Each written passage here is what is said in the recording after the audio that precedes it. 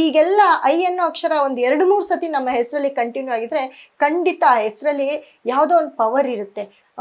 ಸಾಮಾನ್ಯ ಮನುಷ್ಯರು ಒಂದು ಕಂಡಕ್ಟರ್ ಆಗಿರ್ತಾರೆ, ಅವರ ಹೆಸರನ್ನ ಬದಲಾವಣೆ ಮಾಡ್ಕೊಂಡ್ಮೇಲೆ ಎನ್ ಐ ರಜನಿ ಅನ್ನೋದು ಅವ್ರಿಗೆ ಬಹಳಷ್ಟು ನೇಮು ಫೇಮು ಅವ್ರ ಕೆರಿಯರ್ನೇ ಚೇಂಜ್ ಮಾಡ್ತು. ನಮಸ್ತೆ ವೀಕ್ಷಕರೇ, ಮೀತಾ ಕ್ರಿಸ್ಟಲ್ ಯೂಟ್ಯೂಬ್ ಚಾನಲ್ಗೆ ಸ್ವಾಗತ. ನಾನು ನಿಮ್ಮ ಮೀತಾ.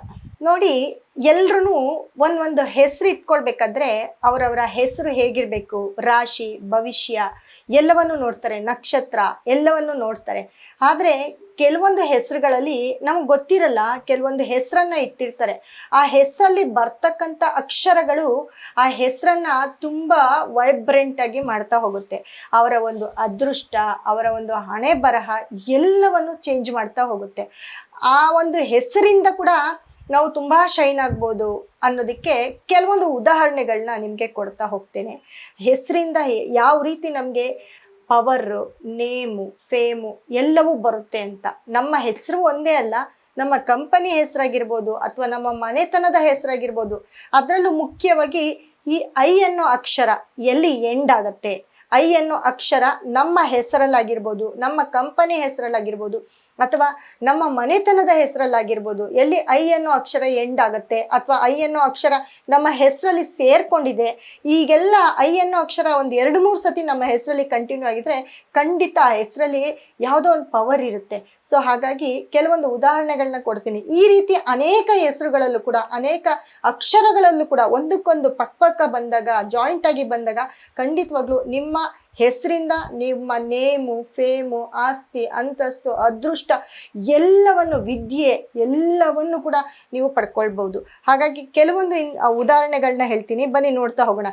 ನೋಡಿ, ಮೊದಲಿಗೆ ಐ ಅಂತ ಬಂದಾಗ ತಿರುಪತಿ ಅಂತ ನಾವೇನು ಹೇಳ್ತೀವಿ, ತಿರುಪತಿ ಅಂದ್ರೇನೆ ಗೊತ್ತು ನಿಮಗೆ. ತಿರುಪತಿ ಅನ್ನೋ ಹೆಸರಲ್ಲಿ ಐ ಎಂಡ್ ಆಗುತ್ತೆ. ತಿರುಪತಿ ಅನ್ನೋ ಹೆಸರು ಎಂಥವ್ರು ಕೇಳಿದ್ರು ಹೇಳ್ತಾರೆ. ಮತ್ತು ದುಡ್ಡು ಅನ್ನೋದಕ್ಕೆ ನಮ್ಮ ಒಂದು ದೇಶದಲ್ಲಿ ತಿರುಪತಿಯಲ್ಲಿ ಬರ್ತಕ್ಕಂಥ ಒಂದು ಇನ್ಕಮ್ ಆಗಿರ್ಬೋದು, ದುಡ್ಡಾಗಿರ್ಬೋದು, ಗೋಲ್ಡ್ ಆಗಿರ್ಬೋದು, ಬೇರೆ ಯಾವ ಒಂದು ಟೆಂಪಲಲ್ಲಿ ಕೂಡ ಬರೋದಿಲ್ಲ.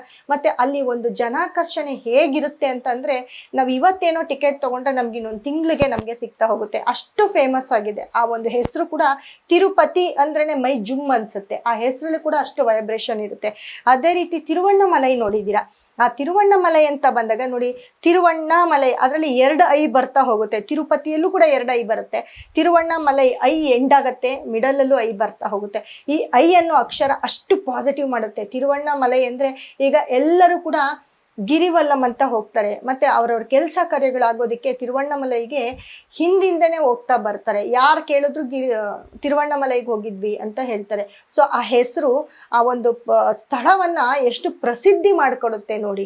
ಅದೇ ರೀತಿ ಉಜ್ಜಯಿನಿ ಇರ್ಬೋದು, ಉಡುಪಿ ಇರ್ಬೋದು, ಇವೆಲ್ಲವೂ ಕೂಡ ಐತಿಹಾಸಿಕ ಸ್ಥಳಗಳಾದ್ರೂ ಕೂಡ ಎಲ್ಲೋ ಒಂದು ಕಡೆ ಈ ಹೆಸರು ನಮ್ಮನ್ನು ತುಂಬ ಅಟ್ರಾಕ್ಟ್ ಮಾಡ್ತಾ ಹೋಗ್ತವೆ. ಮುಂಬೈ, ಚೆನ್ನೈ ಇಲ್ಲೆಲ್ಲವೂ ಕೂಡ ಐ ಅನ್ನೋದು ಎಂಡ್ ಆಗಿರುತ್ತೆ. ಮಧುರೈ ಆಗಿರ್ಬೋದು, ಅದೇ ರೀತಿ ತುಂಬ ಪ್ರಸಿದ್ಧ ಸ್ಥಳಗಳ ಹೆಸರು ಕೂಡ ಐಯಲ್ಲಿ ಎಂಡ್ ಆಗಿರುತ್ತೆ. ಈ ಹೆಸರುಗಳನ್ನು ಕೇಳಿದಾಗ ನಮಗೆ ಅಲ್ಲಿ ಹೋಗಬೇಕು, ನೋಡಬೇಕು, ಅಲ್ಲಿ ಏನೋ ಇದೆ ಅಂತ ಅನಿಸುತ್ತೆ. ಮತ್ತು ನಮ್ಮ ಮನೆಯಲ್ಲಿ ಮನೆತನದ ಹೆಸರು, ಇವಾಗ ನೋಡಿ, ಅಂಬಾನಿ ಅನ್ನೋದು ಒಂದು ಮನೆತನದ ಹೆಸರಾಗಿರುತ್ತೆ, ಅವರ ಸರ್ನೇಮ್ ಆಗಿರುತ್ತೆ. ಈ ಅಂಬಾನಿ ಅಂತ ಕೇಳಿದ ತಕ್ಷಣ ಎಂಥ ಚಿಕ್ಕ ಮಕ್ಳಿಗೂ ನೀವು ಕೇಳಿ ಅಂಬಾನಿ, ಯಾಕಂದರೆ ಐ ಅನ್ನೋದು ಎಂಡ್ ಆಗಿರುತ್ತೆ. ಅಂಬಾನಿ ಅಂದಿದ ತಕ್ಷಣ ಎಲ್ಲರೂ ಓ ಅಂಬಾನಿ, ಮಾತು ವರ್ಷಗಾದರೂ ನೀನೇನು ಅಂಬಾನಿ ಮೊಮ್ಮಗಳ ಅಂತಾರೆ, ಏನಾದರೂ ಎಕ್ಸ್ಟ್ರಾ ಸ್ವಲ್ಪ ಜಾಸ್ತಿ ಕೇಳಿದ್ರೆ, ಐ-ಫೈ ಕೇಳಿದ್ರೆ.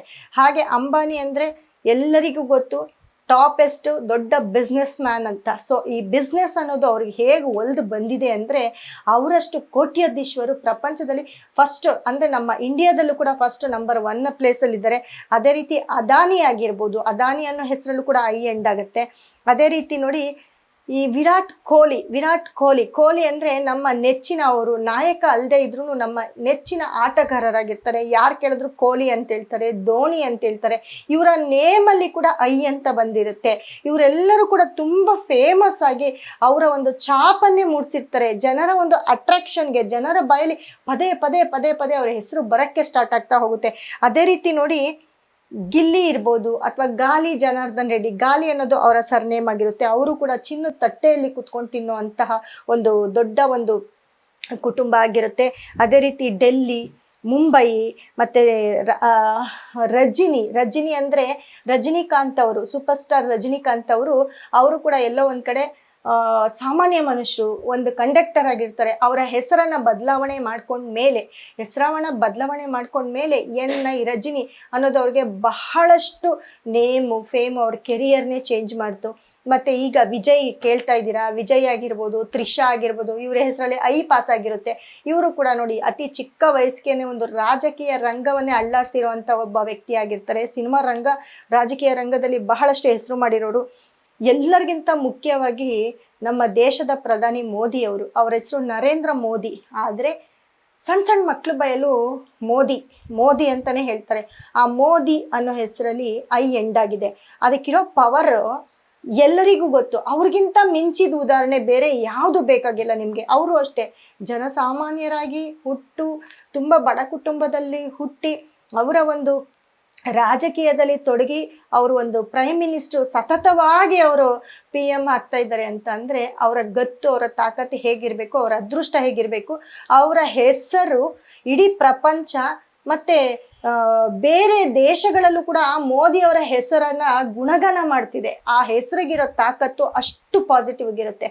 ಇದೆಲ್ಲವೂ ಏನಕ್ಕೆ ಹೇಳ್ತಾ ಇದ್ದೀನಪ್ಪ ಅಂತಂದರೆ, ಎಲ್ಲವೂ ಇರುತ್ತೆ ನಮ್ಮ ಹತ್ರ, ಎಲ್ಲ ಇರುತ್ತೆ. ಆದರೆ ನಮ್ಮ ಹೆಸರಲ್ಲಿ ಎಲ್ಲೋ ಒಂದು ಕಡೆ ನೆಗೆಟಿವ್ಸ್ ಅಂತ ಅನ್ನೋದಿದ್ರೆ, ನಮ್ಮ ಹೆಸರಲ್ಲಿ ಪಾಸಿಟಿವ್ ಇಲ್ಲ ಅಂತಂದರೆ ಎಲ್ಲ ಇದ್ದು ವೇಸ್ಟು. ಮನುಷ್ಯ ಏನೋ ಸಾಧಿಸ್ಬೇಕು ಅಂತ ಹುಟ್ಟಿರ್ತಾನೆ, ಆ ಸಾಧನೆಗೂ ಕೂಡ ನಮ್ಮ ಹೆಸರು ಅಡ್ಡ ಬರುತ್ತೆ. ಹಾಗಾಗಿ ಒಂದು ಸತಿ ನಿಮ್ಮ ಹೆಸರು ಎಲ್ಲಾದರೂ ಸರಿ, ನಿಮ್ಮ ಜಾತಕ ತೋರಿಸ್ಕೊಳ್ಳಿ ಅಥವಾ ನಿಮ್ಮ ಡೇಟ್ ಆಫ್ ಬರ್ತ್ ತೋರಿಸ್ಕೊಳ್ಳಿ, ನಿಮ್ಮ ಹೆಸರು ನಿಮಗೆ ಪಾಸಿಟಿವ್ ಇದೆಯಾ ಇಲ್ವಾ ಅಂತ ಚೆಕ್ ಮಾಡಿಕೊಂಡು ನಿಮ್ಮ ಹೆಸರನ್ನು ಇದೇ ರೀತಿ ಬಹಳಷ್ಟು ಟೆಕ್ನಾಲಜಿಯಾಗಿ ಬಂದಂತಹ ಕೆಲವೊಂದು ಅಕ್ಷರಗಳಿಂದ ಬಂದಂತಹ ಹೆಸರನ್ನು ನೀವು ಇಟ್ಕೊಳ್ತಾ ಹೋಗಿ. ಖಂಡಿತ ಒಂದೇ ಅಲ್ಲ, AR ಪಕ್ಕ ಬರೋದಾಗಿರ್ಬೋದು ಅಥವಾ SH ಪಕ್ಕ ಬರೋದಾಗಿರ್ಬೋದು, AA, CC ಪಾಸ್ ಆಗೋದಾಗಿರ್ಬೋದು ನಿಮ್ಮ ಹೆಸರಲ್ಲಿ. ಈ ಥರ ಎಲ್ಲ ಬಂದಾಗ ಖಂಡಿತ ಹೇಳ್ತೀನಿ, ನಿಮ್ಮ ಹೆಸರಲ್ಲಿ ಸಿಕ್ಕಾಪಟ್ಟೆ ಪಾಸಿಟಿವ್ ಆಗುತ್ತೆ. ನೀವು ಏನನ್ನೋ ಬಹಳಷ್ಟು ಸಾಧಿಸ್ತಾ ಹೋಗ್ತೀರಾ. ಕೆಲವೊಂದು ಉದಾಹರಣೆಗಳನ್ನ ಕೊಟ್ಟಿದ್ದೀನಿ. ಅದೇ ರೀತಿ ಕೆಲವೊಂದು ಅಕ್ಷರಗಳಿಂದ ನಿಮ್ಮ ನೇಮು, ನಿಮ್ಮ ಫೇಮು, ನಿಮ್ಮ ಬಿಸ್ನೆಸ್ಸು, ನಿಮ್ಮ ದುಡ್ಡು ಕಾಸು ಅದೃಷ್ಟ ಎಲ್ಲೋ ಒಂದು ಕಡೆ ನಿಮ್ಮನ್ನ ಹುಡ್ಕೊಂಡು ಬಂದು ಯಾವುದೋ ಒಂದು ಜಾಗಕ್ಕೆ ಸೇರಿಸುತ್ತೆ. ನಿಮ್ಮ ಹುಟ್ಟೋ ಮಕ್ಕಳಿಗಾಗಿರ್ಬೋದು ಅಥವಾ ನಿಮ್ಗಾಗಿರ್ಬೋದು ಅಥವಾ ನಿಮ್ಮ ಮುಂದಿನ ಪೀಳಿಗೆಯವ್ರಿಗಾಗಿರ್ಬೋದು. ದಯವಿಟ್ಟು ಒಂದು ಸತಿ ಹೆಸರು ಚೆಕ್ ಮಾಡಿಕೊಂಡು ನಿಮ್ಮ ಹೆಸರನ್ನು ಬದಲಾಯಿಸ್ಕೊಳ್ಳಿ. ಖಂಡಿತ ಒಳ್ಳೆಯದಾಗುತ್ತೆ ಅಂತ ಹೇಳ್ತಾ ಧನ್ಯವಾದ.